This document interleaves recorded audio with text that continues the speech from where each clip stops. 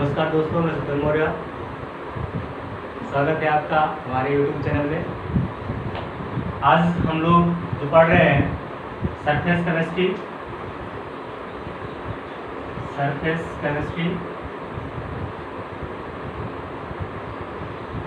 Chemistry में हम लोग कल पढ़ा था ऊष्मागतिकी के सिद्धांत के आधार पर ऊष्मागतिकी सिद्धांत के आधार पर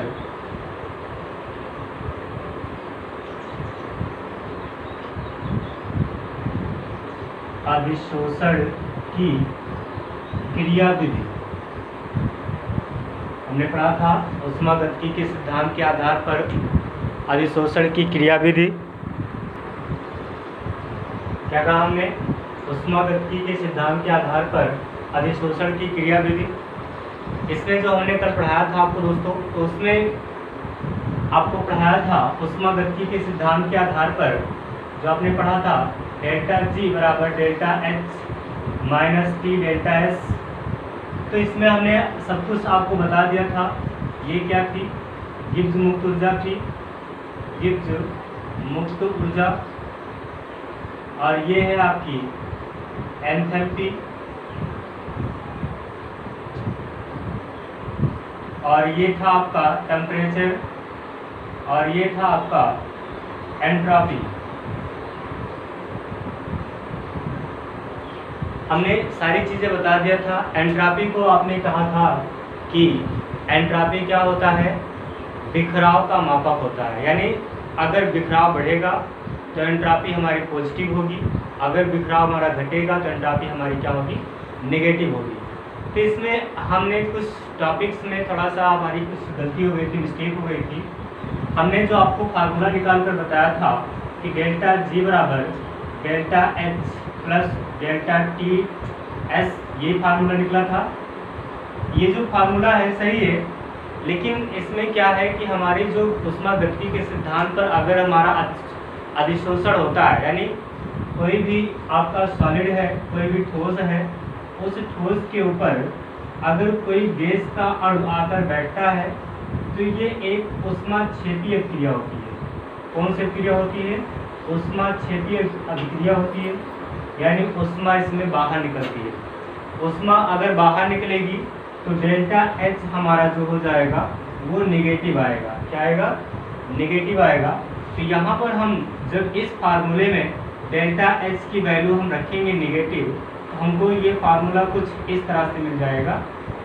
ये आपको इतना उस वीडियो में, यानी जो उस वीडियो में हमारा मिस्टेक हुआ है वो केवल इतना हुआ है कि डेल्टा एच हमारा नेगेटिव रहेगा।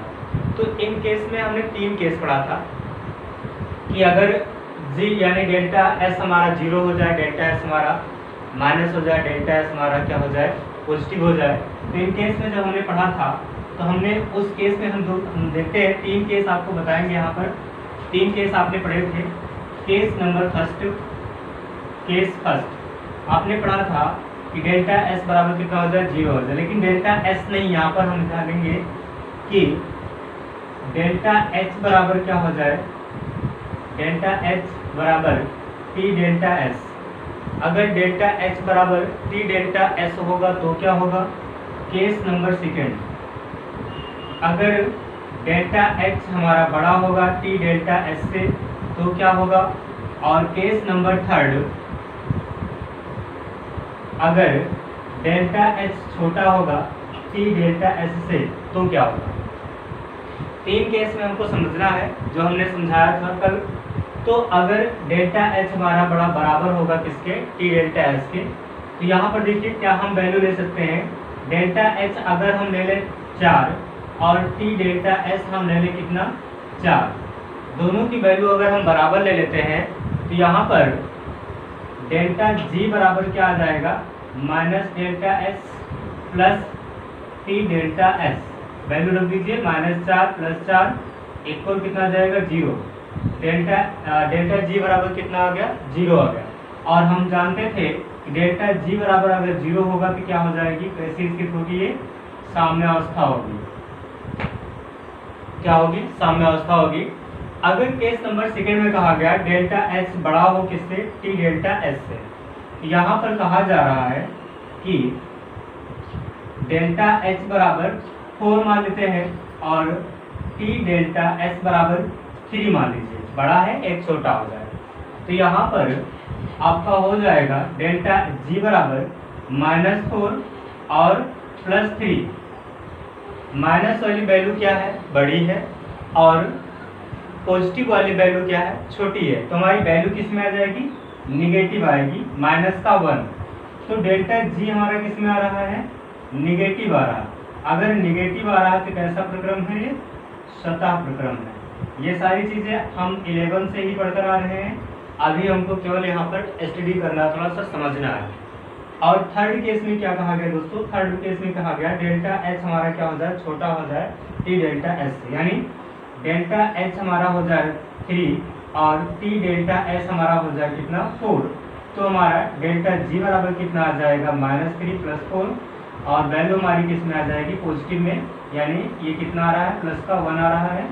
तो डेल्टा जी बराबर अगर पॉजिटिव आ रहा है, कैसा प्रक्रम है, असतह प्रक्रम है, असतह प्रक्रम है।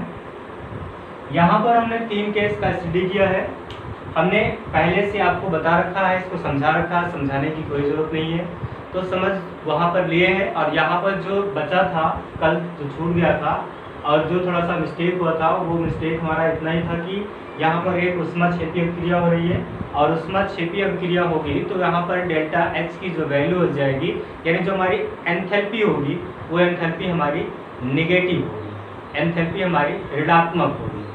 तो यहाँ पर 3 केस बन रहा है। पहला केस क्या बन रहा है कि डेल्टा एच यानी एंट्रॉपी हमारी की क्या हो जाएगी, निगेटिव हो जाएगी। जब अधिशोषक, यानी जब अधिशोष से अधिशोषक पर आकर चिपकेगा तो बिखराव, या हम ऐसे कह सकते हैं कि जब गैस के मॉलिक्यूल, यानी कि जो वह दूर दूर घूम रहे हैं, अभी ऐसे घूम रहे हैं, रैंडमली घूम रहे हैं, वो आकर किसी सॉलिड पर चिपकेंगे, अधिशोषित होंगे, तो अधिशोषित होने में उनका बिखराव कम होगा, और अगर बिखराव कम हो रहा है तो एंट्रॉपी हमारी किस हो जाएगी, निगेटिव हो जाएगी। यहाँ पर ये चीज़ हो गया। दूसरा चीज़ क्या होगा हमने कि यहाँ पर ऊष्माक्षेपीय अभिक्रिया होती है, यानी अधिशोषण में ऊष्माक्षेपीय अभिक्रिया होती है, इसलिए इसकी एंथैल्पी भी कैसी हो जाएगी, ऋणात्मक हो जाएगी, निगेटिव होगी। तीसरा पॉइंट ये कहा गया कि स्वतः प्रक्रम होने के लिए, स्वतः प्रक्रम होने के लिए डेल्टा एच यानी एंथैल्पी को इतना ऋणात्मक होना पड़ेगा कि डेल्टा जी की वैल्यू क्या आ जाए, ऋणात्मक आए। क्या है, ऋणात्मक आए, तब जाकर आपका क्या हो जाएगा, स्वतः प्रक्रम हो जाएगा। पॉइंट को नोट कर लीजिए, मैं लिखवा दे रहा हूँ आपको, नोट कर लेंगे।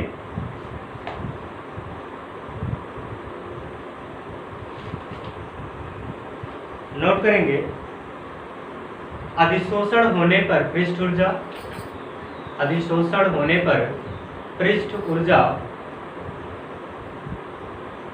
के मान में सदैव कमी आती है। अधिशोषण होने पर पृष्ठ ऊर्जा के मान में सदैव कमी आती है। केस नंबर फर्स्ट हमने कहा कि अधिशोषण होने पर पृष्ठ ऊर्जा के मान में सदैव कमी आती है, कमी आती है। और आगे इसमें कहा गया जो कि ऊर्जा के रूप में मुक्त होती है, जो कि ऊर्जा के रूप में मुक्त होती है, जो कि ऊर्जा के रूप में मुक्त होती है, और अर्थात डेल्टा एच, अर्थात एंथैल्पी यानी डेल्टा एच ऋणात्मक होता है, अर्थात डेल्टा एच यानी एंथैल्पी ऋणात्मक होता है।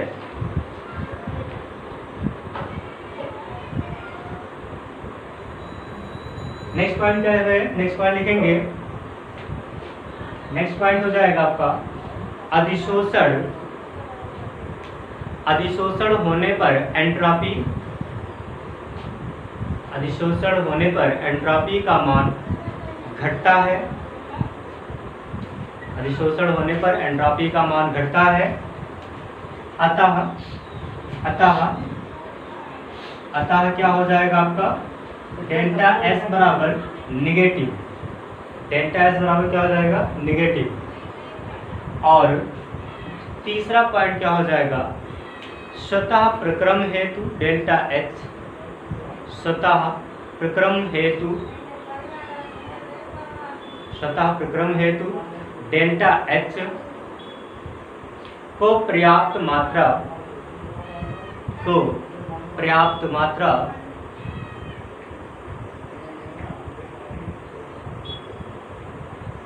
या मात्रा भी ना कह सके तो ऐसे कह सकते हैं पर्याप्त ऋणात्मक होना पड़ेगा, पर्याप्त ऋणात्मक होना पड़ेगा ताकि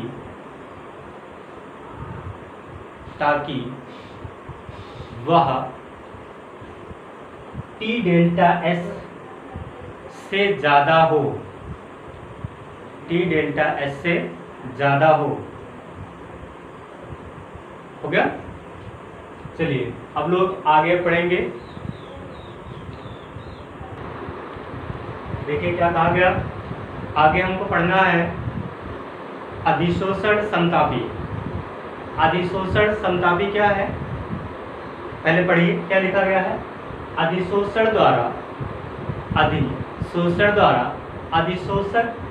अधिशोषित गैस की मात्रा, यानी जो आपका अधिशोषण है उसके द्वारा या अधिशोषक द्वारा अधिशोषित गैस की मात्रा में स्थिर ताप पर दाब के साथ परिवर्तन, एक वक्र दाब के साथ परिवर्तन, यानी क्या कहा जा रहा है यहाँ पर जरा समझेंगे हम लोग, बहुत आसान है। एक यहाँ पर ठोस लिया गया, ये ठोस है, इस ठोस को क्या कह रहे हैं हम लोग अधिशोषित या अधिशोषक कहते हैं। हमसे क्या कहते हैं अधिशोषक कहते हैं।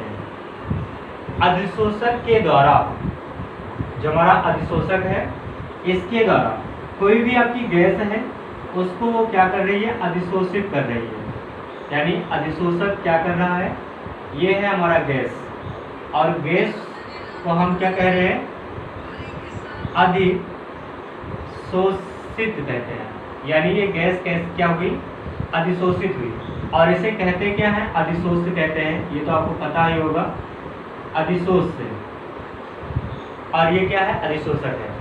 अधिशोष से आपका आकर अधिशोषक पर चिपक रहा है, यानी अधिशोषक के द्वारा अधिशोषित गैस की मात्रा, अधिशोषक द्वारा अधिशोषित गैस की मात्रा में इसका ताप कैसा है, ताप इसका स्थिर है, स्थिर ताप पर, यानी ताप कैसा है स्थिर, यानी ताप कैसा है नियत है, यहाँ पर ताप नहीं बदल रहा है, ताप हमारा एक कांस्टेंट है। तो यहाँ पर हो जाएगा अधिशोषक के द्वारा अधिशोषित गैस की मात्रा में स्थिर ताप पर। अब दाब को क्या कर रहे हैं हम, यानी टेम्परेचर तुम्हारा कांस्टेंट हो गया, लेकिन दाब यानी पी को हम क्या कर रहे हैं बढ़ा रहे हैं घटा रहे हैं, इंक्रीज भी कर रहे हैं घटा भी रहे हैं, कुछ भी कर सकते हैं, यानी बढ़ा उसको परिवर्तन किया जा रहा है। दाब के साथ परिवर्तन एक वक्र के माध्यम से व्यक्त किया जा सकता है, जिसे हम क्या कहते हैं अधिशोषण समतापी कहते हैं। समतापी मतलब क्या होता है समान ताप, जिसका ताप कैसा हो एक समान हो, लेकिन दाब की बात नहीं किया गया, दाब के साथ परिवर्तन हमको करना है। भाई यही कहा गया आपकी जो गैस है ये गैस आकर किस पर ठोस पर अधिशोषित हो रही है। तो अधिशोषक के द्वारा अवशोषित गैस की मात्रा स्थिर ताप पर दाब के साथ परिवर्तन में एक वक्र के माध्यम से हम इसको पढ़ सकते हैं, समझ सकते हैं, जिसे हम अधिशोषित मात्रा कहते हैं। जिसको दिया किसने है फ्रेडरिक ने दिया है। फ्रेडरिक एक साइंटिस्ट हैं, इन्होंने इस ग्राफ को यानी इस विधि को समझाया है। उन्होंने क्या कहा मतलब इनके द्वारा ही ये 1909 में क्या कहा अधिशोषक के द्वारा एक निश्चित ताप पर अवशोषित गैस की मात्रा एवं दाब के मध्य एक प्रयोग या एक ग्राफ दिया या एक प्रयोग किया, जिसे हम क्या कहते हैं, फ्रेडरिक समतापी वक्र कहते हैं। 1909 में फ्रेडरिक ने अधिशोषक के द्वारा अधिशोषित गैस की मात्रा, एक निश्चित ताप पर अधिशोषित गैस की मात्रा एवं दाब के मध्य एक ग्राफ प्रतिपादित किया, एक प्रयोग किया, जिसे हम क्या कहते हैं, यहाँ पर फ्रेडरिक समतापी वक्र कहते हैं। तो फ्रेडरिक समतापी वक्र जानने के लिए यहाँ पर इन्होंने एक अपना फार्मूला दिया, अपना एक नियम दिया। तो उस नियम के आधार पर फार्मूला निकल कर आता है x/m is directly proportional p 1/n, यानी हाफ n। यहाँ पर क्या कहा इन्होंने कहा, यहाँ पर सारी चीजें हम देखेंगे क्या है। x है गैस की मात्रा, क्या है, गैस की मात्रा है, ये है गैस की मात्रा या अधिशोषित गैस की मात्रा, हम ये भी कह सकते हैं अधिशोषित गैस की मात्रा। m क्या है, अधिशोषक का द्रव्यमान है, अधिशोषक का द्रव्यमान है। P क्या है, दाब है, P क्या है, दाब है। N क्या है, एक नियतांक है, यहाँ पर N क्या है, नियतांक है, कांस्टेंट जिसे कहते हैं। यहाँ पर हम क्या कह रहे हैं, हम ये कह रहे हैं कि इन्होंने क्या किया कि अधिशोषित गैस की मात्रा और अधिशोषक में एक निश्चित ताप पर दाब के साथ एक संबंध, एक वक्र ज्ञात किया, एक अपना ग्राफ प्रतिपादित किया, जिसको हम लोग क्या नाम देते हैं, फ्रेडरिक का समतापी वक्र। तो इन्होंने क्या कहा कि x/m directly proportional p half या p n बटा 1/n। तो यहाँ पर ये एक नियम है, ये एक इनका फार्मूला है, ये एक प्रायोगिक या प्रयोग के आधार पर इनका फार्मूला है। हम इसको केवल समझ सकते हैं और वो इसको और तोड़ कर ऐसे मतलब कुछ और से बताऊँ वो नहीं हो सकता है। तो इन्होंने 3 केस पर देखिएगा, 3 केस लिया, मैं इसे यूज करता हूँ, आपको यहाँ पर स्क्रीनशॉट लेना है इसका ले लीजिए, नहीं मैं यूज कर लेता हूँ।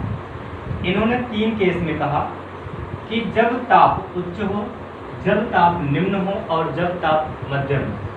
तो पहला केस क्या हो जाएगा, केस नंबर फर्स्ट हो जाएगा निम्न ताप पर, जब ताप निम्न हो, निम्न ताप पर क्या हो जाएगा, जो 1/n है वो बराबर होगा किसके, 1 के, यानी x/m डायरेक्टली प्रोपोर्शनल किसके है, p हाफ n के। देखिए हम ये जो समानुपाती का निशान है इसको हम हटा सकते हैं, x/m equal to k p half n, x/m k p half n, और k क्या है, एक नियतांक है। ये सारी चीजें किस पर हो रही हैं, नियत ताप पर हो रहा है। ये सारी चीजें किस पर हो रही है, नियत ताप पर हो रहा है। इतनी चीजें हो गई। आगे जब हमने कहा कि हाफ m जो होगा निम्न ताप पर कितना होगा, 1 होगा। तो जब निम्न ताप पर हाफ m बराबर 1 होगा तो x/m equal to kp, k और p का मान भी कितना हो जाएगा, फिर 1 हो जाएगा। तो यहाँ पर कितना आ जाएगा, k, यहाँ पर कितना आ जाएगा, k आ जाएगा। या फिर यहाँ पर हम ये भी कह सकते हैं p आएगा। तो यहाँ पर क्या हो जाएगा, पूरा फार्मूला x/m डायरेक्टली प्रोपोर्शनल किसके, p के, x/m डायरेक्टली प्रोपोर्शनल किसके है, p के है। तो यहाँ पर इतना मिल जाएगा। दूसरा क्या है, दूसरा है मध्यम ताप,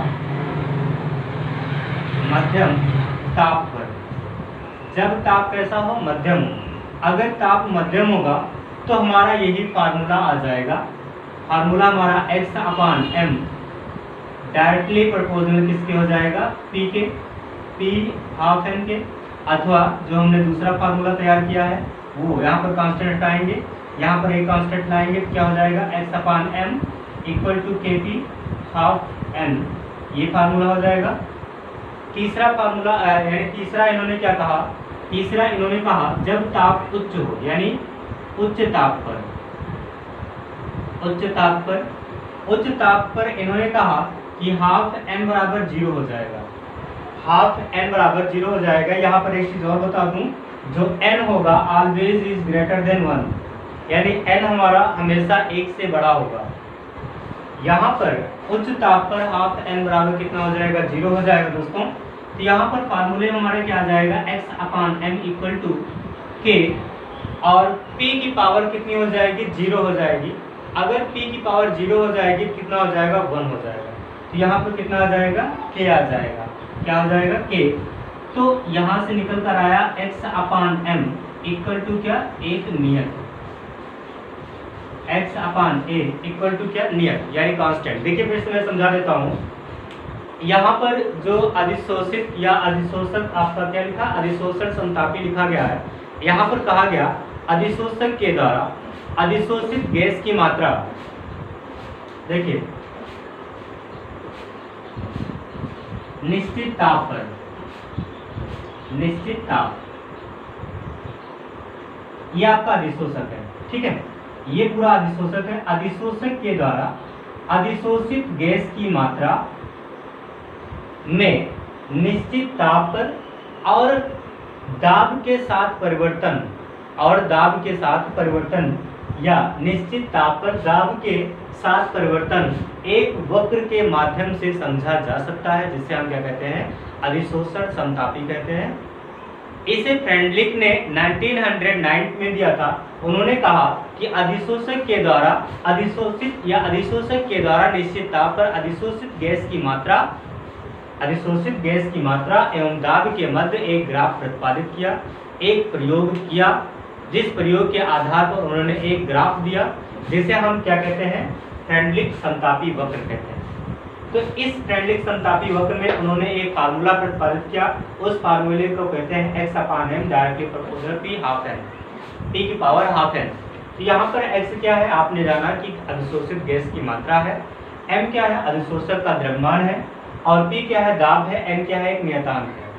तो यहाँ पर हमने 3 कैटेगरी में बांट दिया कि जब हमारा ताप कैसा हो, निम्न हो, ताप हमारा मध्यम हो, ताप हमारा उच्च। यानी जब हम किसी भी अभिक्रिया को, यानी कि किसी भी यहाँ पर अभिक्रिया अधिशोषण होना है, अधिशोषण होने के लिए जब हम ताप देना स्टार्ट किए तो ताप पहले तो निम्न था, फिर मध्यम आया, फिर उच्च हुआ। एक साथ तो ऐसा नहीं जैसे ताप दिए गर्म हो गया बहुत तेज से, तो ऐसा नहीं हुआ, तो धीरे धीरे गर्म हुआ। तो उसके लिए यहाँ पर धीरे धीरे हमने समझा कि ऐसा फार्मूला आ जाएगा, निम्न ताप पर हाफ n बराबर कितना हो जाएगा, 1 हो जाएगा।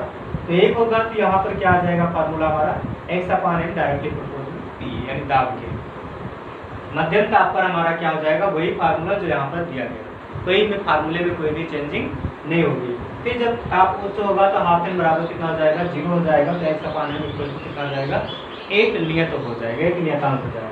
अब आप इसे फटाक से स्क्रीनशॉट ले लीजिए, मैं इस साइड का अभी इरेज कर दूंगा। तो यहाँ पर एक हम ग्राफ समझेंगे, जो हमने ग्राफ की बात की, तो उसे ग्राफ के द्वारा हम समझेंगे क्या कहा गया ग्राफ में। ग्राफ में कहा गया, देखिए ये एक ग्राफ है, बनाने की कोशिश कर रहे हैं हम लोग। ग्राफ में इधर यानी x अक्ष पर जो है हमारा वो होगा दाब, क्या होगा, दाब P। यानी अगर हम यहाँ से इधर जा रहे हैं, यानी इस 0 बिंदु से अगर हम इधर की ओर आ रहे हैं तो क्या हो रहा है, हमारा दाब बढ़ रहा है। और अगर हम ऊपर जा रहे हैं तो x/m मिल रहा है हमको, x/m क्या मिल रहा है, x/m मिल रहा है। तो क्या कह रहा है, निम्न ताप पर क्या हो रहा है, x/m इज डायरेक्टली प्रोपोर्शनल किसके, p के। यानी एक सरल रेखा का समीकरण मिल रहा है। तो सरल रेखा का समीकरण कुछ इस तरह से होगा, या थोड़ा सा और सीधा करूंगा, इसे ऐसे होगा।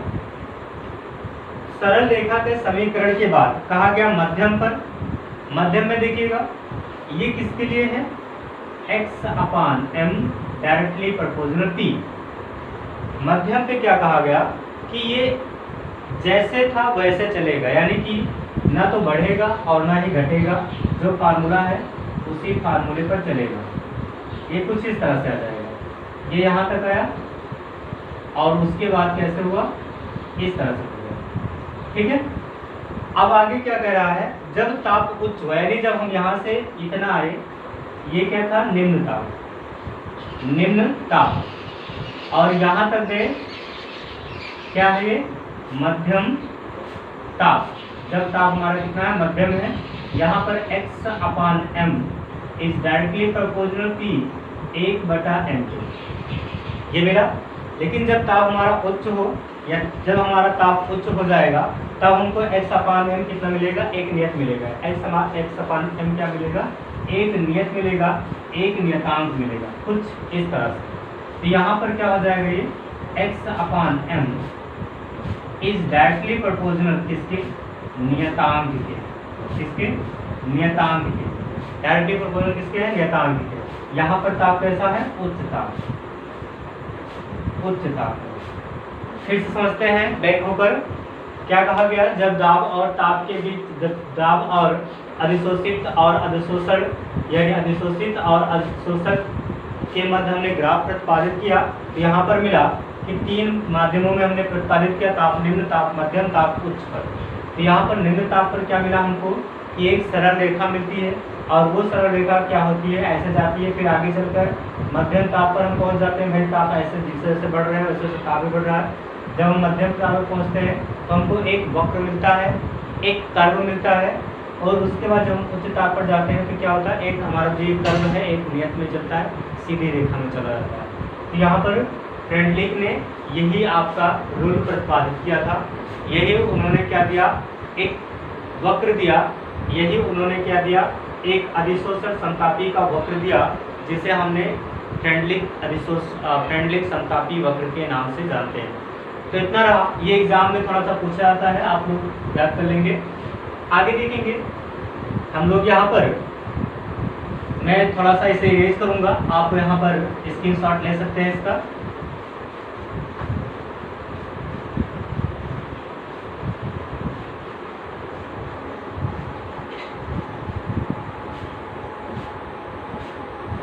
आगे जो हमने फार्मूला भी प्राप्त किया था x/m इक्वल टू क्या प्राप्त किया था, Kp हाफ n, Kp का पावर हाफ n यानी 1/n। तो इसको मान लीजिए समीकरण नंबर 1, मानिए या ना मानिए। अब हम कहेंगे समीकरण में अगर 1 माने हैं तो समीकरण 1, नहीं माने हैं तो मत मानिए। समीकरण में दोनों पक्षों में लॉग लेने पर, दोनों पक्षों में लॉग लेने पर, लॉग लेंगे तो क्या मिल जाएगा, log x/m equal to log Kp half n। और वी नो दैट, हम अच्छी तरह से जानते हैं, चैप्टर नंबर 4 में बहुत बार किया गया है, अगर log K और P है, यानी K और P है तो वो हो जाता है, यानी यहाँ पर x और y है तो वो हो जाता है log x plus log y, क्या हो जाता है, log x plus log y हो जाता है। यहाँ पर हो जाएगा log K plus log P half n। और we are also know that log x की power y, if log x की power y then will be found, क्या मिल जाएगा हमको, y log x, क्या मिल जाएगा, y log x। तो इसको हम क्या मान लेंगे, x, और इसको क्या मान लीजिए y। तो क्या हो जाएगा, ये आगे चला जाएगा, क्या मिल जाएगा, log k plus half n log p, क्या मिल गया, log x/m इक्वल टू हमको क्या मिल गया, log k plus half log p, ये मिल गया। तो यहाँ पर हम एक सरल रेखा का समीकरण भी प्राप्त कर सकते हैं। जो हमारा एक सरल रेखा का समीकरण हो जाएगा, वो समीकरण हमारा आ जाएगा यहाँ पर y बराबर c प्लस mx, ये तो मालूम है, चैप्टर नंबर 4 में बहुत बार हम लोगों ने किया है। अगर सरल रेखा का समीकरण प्राप्त करना है तो y बराबर c प्लस mx। तो एक जो सरल रेखा का समीकरण हो जाएगा, देखिए सरल रेखा का समीकरण कैसे होता है, एक स्ट्रेट लाइन में होता है। यहाँ पर क्या कहा गया, y, क्या कहा गया, y। तो यहाँ पर हम क्या मान लेंगे, देखिए यहाँ पर हो जाएगा, ये हमारा क्या है, दाब p है, यानी अगर हम इधर जा रहे हैं तो दाब p के केस में जा रहे हैं, यानी log p, और यहाँ पर केस में आ रहे हैं हम लोग log p के केस में आ रहे हैं, और यहाँ पर क्या है हमारा log x अपान m है, और इस पॉइंट पर यानी इस पॉइंट पर हो जाएगा log k। log y बराबर क्या है, ये y से log y बराबर क्या है, x अपान m। तो यहाँ पर क्या रख दिया गया, x अपान m। x अक्ष पर क्या है, log p है, तो log p रख दिया गया। आगे क्या लिखा गया, यहाँ पर log k आपका कहाँ पर है, यहाँ पर है, तो यहाँ पर एक हम क्या करेंगे, कर्व खींचेंगे, जो हमको एक स्ट्रेट लाइन मिलेगा, ये हो जाएगा 1/n। क्या हो जाएगा, 1/n। इसे हम स्लोप भी कहते हैं, क्या कहेंगे, स्लोप। ये एक सरल रेखा का समीकरण रहा। तो आप यहाँ पर एक बार फिर से समझ सकते हैं, हमने क्या किया, जो फ्रेंडलिक ने अपना एक न्यूमेरिकल्स अपना एक फार्मूला दिया, उस फार्मूले में हमने क्या किया, दोनों पक्षों में लॉग ले लिया। तो लॉग लेने पर हमको यही फार्मूला मिल जाएगा, log x अपान y बराबर log kt का हाफ n। तो यहाँ पर इतना जो मिल गया, तो यहाँ से क्या करेंगे, अब वो आपका रूल है, आप जानते हैं कि अगर log x y रहता है तो log x plus log y हो जाता है, अगर log x की पावर y रहता है तो y plus y log x हो जाता है। तो वहाँ से इतना रख दिया और एक सरल रेखा का हमको समीकरण प्राप्त हो गया। तो ये रहा दोस्तों आपकी गैस के लिए, जितना भी हमने पढ़ा अभी तक, कितना पढ़ा, सब गैस के लिए पढ़ा। अब हम थोड़ा सा विलयन के लिए भी पढ़ लेते हैं, विलयन की सांद्रता के लिए। इसका आप स्क्रीनशॉट फटाक से ले लीजिए, मैं इसे इरेज कर दूंगा। देखिए क्या कहा गया, विलयन प्रावस्था में अधिशोषण, यानी कि अब जब आपका कोई विलयन हो, जब आपका कोई विलयन हो तो उस विलयन के लिए हम क्या करेंगे, अधिशोषण कैसे ज्ञात करेंगे। तो उसके लिए कहा गया ठोस, यानी कोई ठोस है, ठोस विलयनों में सभी घुले हुए पदार्थ का अधिशोषण कर सकता है। जो ठोस है, अगर ठोस को किसी विलयन में अगर हम डाल दें तो वो क्या कर लेगा, उसमें से अधिशोषण कर सकता है। तो इसमें दाब के स्थान पर विलयन की क्या ले जाता है, सांद्रता को ले जाता है। जैसे हमने आपको एग्जांपल दिया था लेक्चर नंबर 1 में ही, कि जो आपका चारकोल होता है, आपको एक एग्जांपल दिया गया था चारकोल। चारकोल का एग्जांपल, जो आपका चारकोल को हिंदी में हम कोयला बोलते हैं बेटा, ये चीज़ आप ध्यान रखेंगे, कोयला। तो जो आपको कोयला होता है, अगर कोयले को अगर हम दाल में डाल देते हैं, हमने बताया था अगर दाल में नमक की मात्रा क्या हो गई है, ज़्यादा हो गई है, नमक की मात्रा क्या हो गई है, ज़्यादा हो गई है। तो जब दाल में अगर हम नमक को डाल देते हैं, नहीं, दाल में नमक हमारा ज़्यादा हो जाता है, तो उसमें अगर हम चारकोल को डाल देते हैं तो क्या कर लेता है, नमक की सांद्रता को, नमक के कंसंट्रेशन को क्या कर लेता है, अधिशोषित कर लेता है। क्या कर लेता है, अधिशोषित कर लेता है। हमने एक पॉइंट आपको जो अधिशोषण और यानी भौतिक अधिशोषण और रासायनिक अधिशोषण पढ़ा रहे थे, तो वहाँ पर एक पॉइंट था कि अधिशोषण जो होता है वो क्षेत्रफल पर भी निर्भर करता है। जो हमारा अधिशोषण है वो क्षेत्रफल के यानी पृष्ठीय क्षेत्रफल जो होगा उस पर भी निर्भर करेगा, यानी जितनी ज़्यादा क्षेत्रफल बढ़ेगा उतना ज़्यादा उसका अधिशोषण भी बढ़ता जाएगा। सपोज दैट आप क्या लेते हैं, एक कोयला ही लीजिए, एक कोयले का टुकड़ा लिए, इतना है, या फिर आप एक चौक लीजिए, ये चौक इतना है। अगर इस चौक का पृष्ठीय क्षेत्रफल कितना हुआ, ये साइड वाला जितना है, ये इसका पृष्ठीय क्षेत्र वाला हो, यानी मतलब पूरा, जैसे मार्कर पेन है, ये पूरा ये गोल होता है ना, पूरा ऊपर नीचे दाएं बाएं सब जितना है, ऊपर यहाँ पर ऊपर नीचे अगल बगल जितना भी है सब ये पृष्ठ है इसका, तो इतना होगा। लेकिन मैं इसे तोड़ दूँ, अगर मैं इसे तोड़ दूँ तो तोड़ने पर क्या हो जाएगा, इसका पृष्ठीय क्षेत्रफल बढ़ेगा घटेगा, ऑब्वियसली इसका पृष्ठीय क्षेत्रफल क्या हो जाएगा, बढ़ जाएगा। क्यों बढ़ जाएगा, क्योंकि ये इतना रहा और इसके बाहर का भी अंदर का भी, और इसके अंदर का भी बाहर का भी, और ये यहाँ पर अगर मैं इस कोयले के टुकड़े को ब्रेक कर दूँ, मैं 4 खंडों में कर देता हूँ, एक खंड ये होगा, दूसरा खंड ये हो गया, तीसरा खंड ये होगा, 3 खंड हुए, 3 खंडों में कर दिया, तो देखिए इसका पृष्ठीय क्षेत्रफल बढ़ गया नहीं बढ़ा। अब ये ऐसे डायरेक्ट था, लेकिन अब ऐसे भी हुआ, ऐसे भी हुआ, ऐसे भी हुआ, ऐसे भी हुआ, ऐसे भी हुआ, ऐसे भी। जितना इसका पृष्ठीय क्षेत्र बढ़ा उतना ही अधिशोषण की क्षमता भी क्या हो जाएगी, बढ़ जाती है। तो यहाँ पर आपको बताया गया कि यहाँ पर हमको क्या लेना है, इसमें दाब के स्थान पर विलयन की सांद्रता को लेना है। तो इसमें जो हमारा फ्रेंडलिक ने जो हमारा न्यूमेरिकल्स दिया, जो फ्रेंडलिक ने डेरिवेशंस दिया, उसके आधार पर जो हमारा फार्मूला हो जाएगा, वो फार्मूला क्या हो जाएगा, x upon m equal to k into C half m, x upon m k c की पावर हाफ n और लॉग में अगर लेते हैं तो log x upon m equal to क्या हो जाता है, log k plus half n log c। ये फार्मूला तो मिलेगा हमको, इसके पहले हमने ये फार्मूला पढ़ा, ध्यान से पढ़िए भाई। तो यहाँ पर है, जहाँ पर है c इक्वल टू क्या है, c क्या है, c क्या है, कंसंट्रेशन है। क्या है, कंसंट्रेशन है। जो c है हमारा वो क्या होता है बेटा, कंसंट्रेशन यानी सांद्रता है। हमने दाब को हटाकर क्या ले लिया, सांद्रता ले लिया है।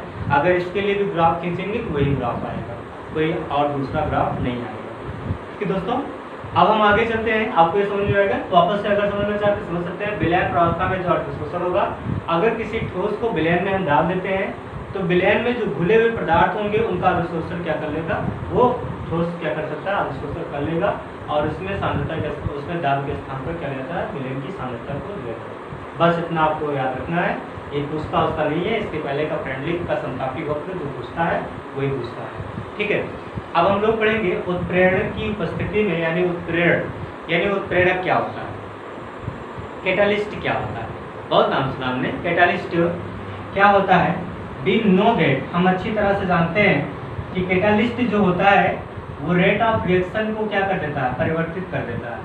कैटालिस्ट क्या होता है, अभिक्रिया की दर को क्या कर देता है, परिवर्तित करता है, यानी अभिक्रिया की दर में परिवर्तन ला देता है। तो यहाँ पर जो हम पढ़ेंगे उत्प्रेरण, उत्प्रेरण कैटालिस्ट, कैटालिस्ट क्या होगा, हम अच्छी तरह से जानते हैं कि कोई जो पदार्थ होता है जो रासायनिक अभिक्रिया की दर को क्या कर देता है, प्रभावित कर देता है, परिवर्तित कर देता है, परंतु उत्पाद के समय वो क्या होता है, उत्पाद में नहीं बदलता, वो बल्कि अलग हो जाता है। जैसे कि हमने एक रिएक्शन पढ़ा था, आपने रिएक्शन पढ़ा था कि अमोनिया यानी N2+3H2 अगर अभिक्रिया करेगा तो क्या बनाता है, NH3 बनाता है, लेकिन प्रेजेंस में होता है उत्प्रेरक की Fe उत्प्रेरक होता है और मॉलिब्डेनम यहाँ पर प्रमोटर होता है, जिसे वर्धक कहते हैं। यहाँ पर मॉलिब्डेनम वर्धक की तरह और यहाँ पर Fe जो होता है वो कैटालिस्ट यानी उत्प्रेरक की तरह काम करता है।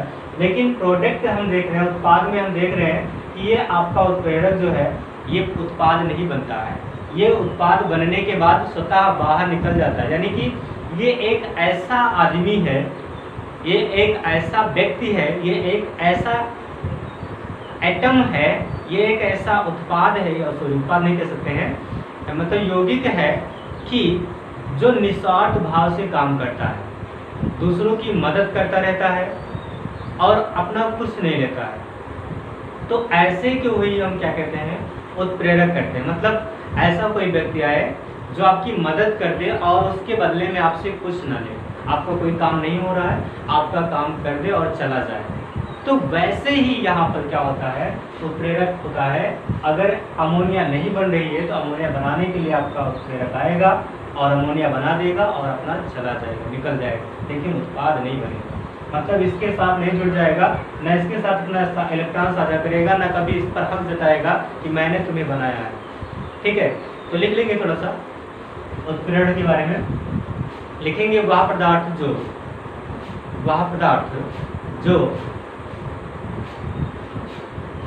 जो रासायनिक अभिक्रिया के वेग दर, रासायनिक अभिक्रिया के वेग को परिवर्तित कर देता है, रासायनिक अभिक्रिया की वेग को परिवर्तित कर देता है, परंतु द्रव्यमान और संगठन, देखिए संगठन ऐसे लिखेंगे, संगठन, द्रव्यमान और संगठन नहीं, संगठन टूटना, द्रव्यमान और संगठन की दृष्टि से अंत में अपरिवर्तित रहता है, की दृष्टि से अंत में अपरिवर्तित रहता है,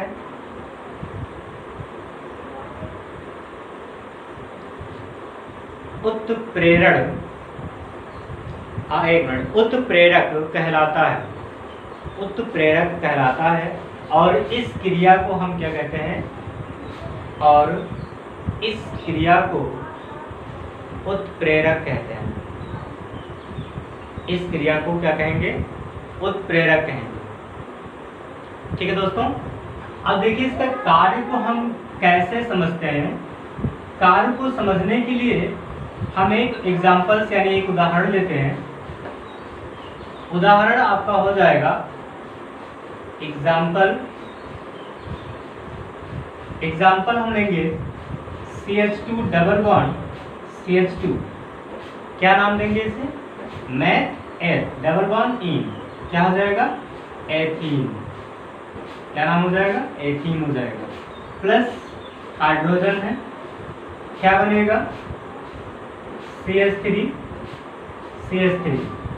देखिए काम तो तब भी होगा, मतलब अगर हम कहें कि आपको स्कूल जाना है, आपको घर से स्कूल जाना है, आप चाहे पैदल जाएं, आप चाहे साइकिल से जाएं, आप चाहे बाइक से जाएं, और आप चाहे तो बस से जाएं, जाना है आपको स्कूल, और स्कूल पहुंचेंगे। लेकिन दिमाग से अपने ये सोचिए, अपने आप से आप ये सोचिए बच्चों कि अगर हम साइकिल से जाएंगे या फिर अगर हम पैदल जाएं और अगर हम बस से जाएं, तो दोनों में क्या अंतर है। दोनों में अंतर है, आपका समय एक्सपेंसिव यानी समय का बचत होगा। दूसरा चीज़ एनर्जी लॉस, जो हमारी एनर्जी लॉस हो रही है, जो हमारी ऊर्जा समाप्त हो रही है, उस ऊर्जा में हम क्या कर सकते हैं, बचाव कर सकते हैं। हमारा समय बचा और हमारी क्या बच जाएगी, ऊर्जा बच जाएगी। तो दो चीज़ बचेगी। तो दो चीज़ बचाने के लिए क्यों ना हम बस से जाएं, हम पैदल क्यों जाएं। तो यहाँ पर ये अभिक्रिया तो हो रही है, लेकिन इसमें ऊर्जा का एक्सपेंशन ज़्यादा है, ऊर्जा ज़्यादा समाप्त हो रही है, ऊर्जा ज़्यादा लग रही है। और चीज़ यहाँ पर क्या कहा हमने कि यहाँ पर अगर हम यहाँ पर ऊर्जा ज़्यादा लगेगी, सपोज डेट यहाँ पर क्या हो रहा है कि ऊर्जा इतनी ज़्यादा लग रही है और समय भी ज़्यादा लग रहा है। एक ग्राफ जो था हमने आपको चैप्टर नंबर 4 पे समझाया था कि थ्रेशोल्ड एनर्जी, एनर्जी बैरियर और एक्टिवेशन एनर्जी समझाया था ना, समझ में है, याद है ना, क्या समझाया था। ये ऐसे ग्राफ है, यहाँ पर आपका कोई अभिकारक है, जैसे कि आपने लिया है CH2 double bond CH2 plus ये क्या लिया आपने H2 लिया। इसकी अपनी एक ऊर्जा है, वो अपनी ऊर्जा यही है कि इतना ही है, भाई जीरो होना चाहिए था, लेकिन अपनी एक ऊर्जा है, जो ऊर्जा कितनी है यहाँ पर है, ये ऊर्जा ही तो है, यहाँ पर ऊर्जा ये यहाँ पर है, और इधर हमारा क्या बन रहा है, प्रोडक्ट बन रहा है, ये इतनी ऊर्जा है। अब इसको हमें क्या करना पड़ेगा, ऊर्जा देनी पड़ेगी। तो ऊर्जा देंगे तो ये ऐसे आएगा, ये जितना हुआ यही हमारा क्या है, एक्टिवेशन एनर्जी है, यही क्या है, एक्टिवेशन एनर्जी है। और ये जो पीक होता है, ये जो पीक होता है, यानी ये जो ऐसा ये बिंदु जो है, ये एनर्जी बैरियर है, आपको मतलब पता है। लेकिन एक चीज और है, ये ट्रांजिशन स्टेट होती है। ट्रांजिशन स्टेट का मतलब ये हो गया कि यहाँ पर बंध टूट भी रहा है, यहाँ पर क्या हो रहा है, बंध टूट भी रहा है, और बंध क्या हो रहा है, बन भी रहा है, बंध का ब्रेकिंग हो रहा है और बंध का फॉर्मेशन हो रहा है। तो इसे बोलते हैं ट्रांजिशन स्टेट। और जब यहाँ पर आएंगे तो पूरी तरह से बंध टूट चुका होगा और बंध बन चुका होगा। तो यहाँ पर हम कह रहे हैं कि यहाँ पर इतनी ऊर्जा लगी और यहाँ पर कम। अब इसी में हम क्या कर देंगे, कैटालिस्ट यूज कर लेंगे, निकिल की प्लेट लेंगे और उसे हम कहेंगे कैटालिस्ट है। कैटालिस्ट क्या करेगा, रेट ऑफ रिएक्शन, इस अभिक्रिया की दर को बढ़ा देगा। अगर अभिक्रिया की दर को बढ़ा देगा तो यहाँ पर आपका जो अभिकारक है, अभिकारक की ऊर्जा इतनी थी, तो यहाँ पर क्या करता है, आपको मालूम है कि सक्रियण ऊर्जा को क्या कर देता है, उत्प्रेरक कम कर देता है। जब सक्रियण ऊर्जा को कम कर देगा तो ये इतना ही हो जाएगा, मान लीजिए इतने पर आकर ही प्रोडक्ट बन जाए, इतना हमारा बच गया। तो इस तरह से हम क्या करते हैं, एक्टिवेशन एनर्जी को यानी उत्प्रेरण को यूज कर सकते हैं। उत्प्रेरक कैसे काम करता है, देखिए यहाँ पर निकिल की प्लेट है, निकिल है, ये निकिल है, यहाँ पर क्या करेगा, अपने ही पास क्या करेगा, हाइड्रोजन को बाइंड कर लेगा, अपने सरफेस पर, अपने बॉडी पर यहाँ पर हाइड्रोजन को बाइंड कर लेगा। साथ ही साथ यहाँ पर CH2 डबल बॉन्ड CH2 को भी क्या कर लेगा, बाइंड कर लेगा। जो आपका निकिल है, निकिल क्या कर लेगा, CH2 और यानी एथीन और आपका हाइड्रोजन गैस दोनों को बाइंड कर लेगा। बाइंड करने के पश्चात इसको मिला देगा, यानी इसको आपस में मिला देगा। मिलाने के पश्चात क्या हो जाएगा, स्वयं यानी निकिल की प्लेट जो थी स्वयं बाहर हो जाएगी और क्या बन जाएगा, CH3 बन जाएगा। निकिल की प्लेट स्वतः बाहर हो जाएगी और बन जाएगा CH3। निकिल इसमें यानी निकिल इस प्रोडक्ट में इन्वॉल्व नहीं होगा। दूसरी तरह से भी समझ सकते हैं, देखिए क्या कहा गया, कोई भी आपका यानी A+B मान लीजिए है, दो अभिकारक हैं A और क्या है, B है, A और B है, दोनों आपस में नहीं मिल रहे हैं। अब यहां पर क्या होगा,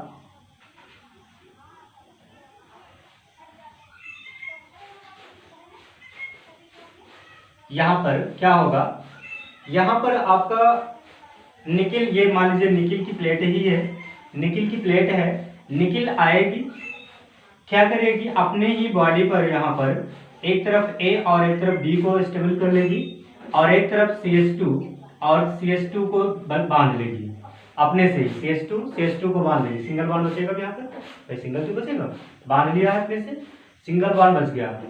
तो क्या करेगा, अब इनके मध्य एक बंध बनवा देगा, यानी यहाँ पर ये नहीं बेटा, ये नहीं देगा।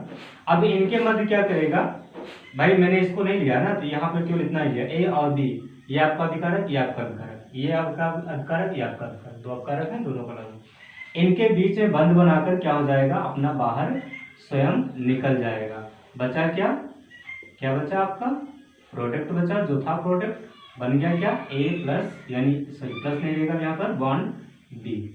तो इस तरह से आपका उत्प्रेरक कार्य करता है। तो हम रिएक्शन को लिख लेंगे, एक रिएक्शन आपकी ये हुई, दूसरी रिएक्शन भी आप लिख सकते हैं यहाँ पर, N2+3H2 रिवर्स और साइन ऑफ एरो क्या है, Fe और मॉलिब्डेनम वर्धक क्या बनेगा, 2NH3 बन जाएगा, 2NH3। तो यहाँ पर उत्प्रेरक जो था दो प्रकार का, यानी उत्प्रेरक कार्य किया। तो आगे हम क्या करेंगे, यहाँ पर दूसरी हेडिंग, उत्प्रेरक के प्रकार। चलिए, उत्प्रेरक दो प्रकार का होता है, आपको मालूम है। उत्प्रेरक के प्रकार हम पढ़ेंगे। उत्प्रेरक कितने प्रकार का होता है, आपको बताया गया है कि उत्प्रेरक दो प्रकार का होता है। एक ऐसा होता है विषमांगी उत्प्रेरक, और एक होता है, एक वर्धक की तरह काम करता है और एक विष की तरह काम करता है। तो यहाँ पर हम पहले हेडिंग डालेंगे, उत्प्रेरक के प्रकार, टाइप ऑफ कैटलिस्ट। तो लिखेंगे इसमें अभिकारक उत्पाद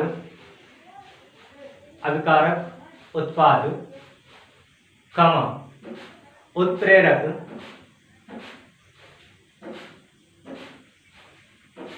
की भौतिक अवस्था के आधार पर दो प्रकार का होता है।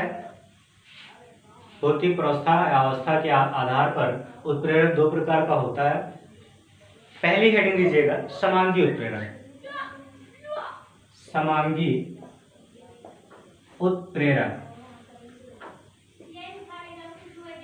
उत्प्रेरक क्या होता है, लिखेंगे इसमें, बहुत आसान है, ज्यादा आसान नहीं है। अभिकारक ऐसा अभी एग्जांपल भी देंगे, समझ जाएंगे आप लोग।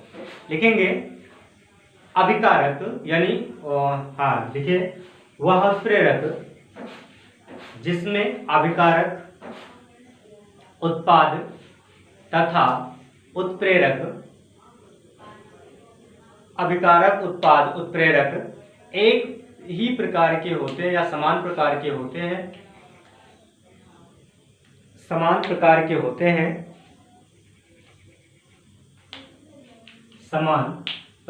होते हैं, क्या कहलाएंगे, समांगी उत्प्रेरक कहलाएंगे। जैसे एग्जाम्पल दीजिएगा भैया, एग्जाम्पल के द्वारा हम समझेंगे, बहुत आसान हो जाएगा। जैसे आपने लिया SO2 क्या है, गैस है, और इसमें आपने ऑक्सीजन से क्रिया कराई, ये भी क्या है, गैस है। और इसमें आपने उत्प्रेरक यूज किया NO, ये भी क्या है, गैस है। नाइट्रोजन ऑक्साइड या नाइट्रिक ऑक्साइड गैस है। क्या बनेगा यहाँ पर 2SO3, क्या है, ये भी गैस है। अभिकारक भी गैस, उत्प्रेरक भी गैस और आपका उत्पाद भी गैस, तीनों चीज क्या है, एक ही समान है, यानी भौतिक अवस्था सबकी क्या है, समान है। अगर भौतिक अवस्था समान है कैसे है, समांगी उत्प्रेरक हो गया। बिस्मांगी आप स्वयं लिख सकते हैं, लिखिए, अच्छा लिखिए, देखिए हेडिंग डालिए, बिस्मांगी उत्प्रेरक, बिस्मांगी उत्प्रेरक। बिस्मांगी उत्प्रेरक लिखेंगे, अभिकारक उत्प्रेरक, अभिकारक उत्प्रेरक तथा उत्पाद भिन्न भिन्न होते हैं, भिन्न भिन्न होते हैं।